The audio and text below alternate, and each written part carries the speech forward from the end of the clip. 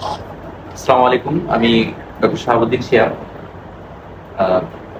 আজকে আমার কাছে আসছে সাফা নিয়ে, তার মা আসছে আমার কাছে। সাফার এই সমস্যাটা টোটাল হচ্ছে 6 মাস ধরে, তাই না?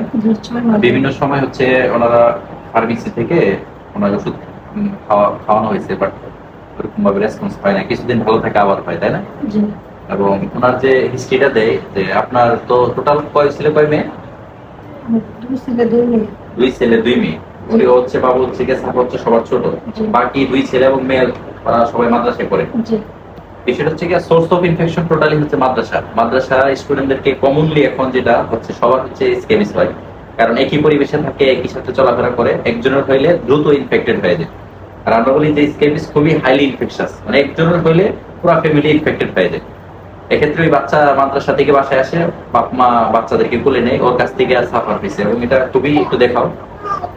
ওর ক্ষেত্রে যেটা হয়েছে, মানে আমরা যদি ইনফেক্টেড স্কেবিস বলি, একদম পুরো ইনফেকশন হয়ে গেছে টোটাল। এবং স্কেবিস মেইনলি আমাদের টোটাল জায়গাগুলো মেইনলি যেটা হয় এই জায়গাগুলোতে হয়, নাভিতে, প্রস্রাবের রাস্তায় হয়, ওর পুরো বডিতে হয়ে গেছে, উপরের দিকে নাই, বাট নিচের দিকে যেটা হয়েছে এবং টোটালি খুব ইনফেক্টেড হয়ে গেছে, এবং আপনারা তো আছেন। এক্ষেত্রে আমরা বলি যে ভালো হবে 100%। স্কেবিস স্কিনের একমাত্র রোগ যেটা 100% ভালো হয়, তবে ট্রিটমেন্ট প্ল্যান হচ্ছে সবার একসাথে ট্রিটমেন্ট করতে হবে।